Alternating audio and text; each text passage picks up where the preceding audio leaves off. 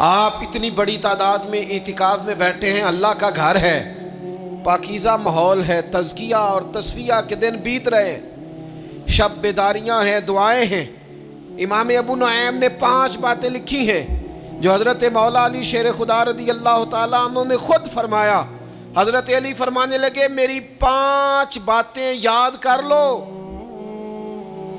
اور فرمانے لگے اونٹوں پر بیٹھ کر تلاش کرنے نکلو گے تو یہ باتیں تمہیں ملیں گی کہیں بھی نہیں، لے لو ہم سے، حاصل کر لو، یہ فیض ہے۔ فرمایا ڈھونڈنے نکلو گے نا، ڈھونڈنے تو تمہیں یہ ملیں گی، ڈھونڈنے سے نہیں چیزیں ملیں گی۔ فرمانے لگے 5 باتیں لے لو یار حضرت شیر خدا کی 5 باتیں، آج اس کو سبق کے طور پر رٹا لگا لو، اسے یاد کر لو، دل میں بٹھا لو۔ شیر خدا کی 5 باتیں، علم و حکمت کا نچوڑ، نبی پاک صلی اللہ تعالیٰ علیہ وسلم سے لیا ہوا فیض، وہ حضور کی امت کو بانٹتے ہیں، اپنے سے محبت کرنے والوں کو عطا کرتے ہیں۔ حضرت مولا علی شیر خدا فرمانے لگے 5 باتیں لے لو، تم اونٹوں پر بیٹھ کے نکلو گے تو تھک جاؤ گے، لیکن یہ باتیں تمہیں کہیں نہ ملیں گی۔ حضرت علی باتیں بیان کرتے ہیں، فرماتے ہیں پہلی بات یہ یاد رکھنا، بندے کو امید صرف اپنے رب سے رکھنی چاہیے، جیت جاؤ گے دوستو دنیا میں اگر یہ بات آ گئی تو، بچ جاؤ گے، دل ٹھنڈا رہے گا، بے قراریاں، بے چینیاں، پریشانیاں جان چھوڑ جائیں گی۔ امید صرف اپنے رب سے رکھو۔ حضرت مولا علی شیر خدا رضی اللہ تعالیٰ عنہ دوسری بات بیان کرتے ہیں، فرماتے ہیں اپنے گناہوں سے ڈرا کرو۔ تم غریب ہونے سے ڈرتے ہو، تم تنگ دستی سے ڈرتے ہو، تم لوگوں کی دشمنی سے ڈرتے ہو، اپنے گناہوں سے ڈرو، کہیں ایسا نہ ہو کہ تمہاری نافرمانیاں رب کی ناراضگی کا سبب بن جائیں۔ اپنے گناہوں سے ڈرو۔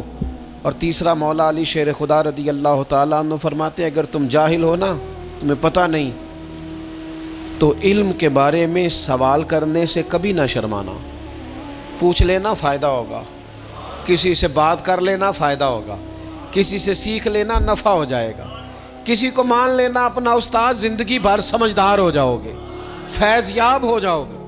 اور حضرت علی شیر خدا چوتھی بات ارشاد فرماتے ہیں یہ علماء کے لیے، فرمایا اگر عالم کو کسی مسئلے کا علم نہ ہو تو غلط بات نہ بتائے بلکہ کہہ دے واللہ اعلم، اللہ بہتر جانتا ہے۔ یہ بات یاد رکھیں، جس بات کا پتہ نہ ہو، جس کی خبر نہ ہو، جس پر عبور نہ ہو، اس بات کو آگے بیان نہ کیا جائے اور کبھی بھی غلط بات نہ بتائی جائے۔ یہ حضرت علی شیر خدا ہمیں سبق دیتے ہیں۔ اور 5ویں بات حضرت علی شیر خدا ارشاد فرماتے ہیں یاد رکھنا، ایمان میں صبر کی وہی حیثیت ہے جو جسم میں سر کی حیثیت ہے۔ اپنی زندگی صبر کے ساتھ گزارنا، زندگی میں کبھی بے صبرے نہ ہونا، حوصلہ نہ چھوڑ جانا۔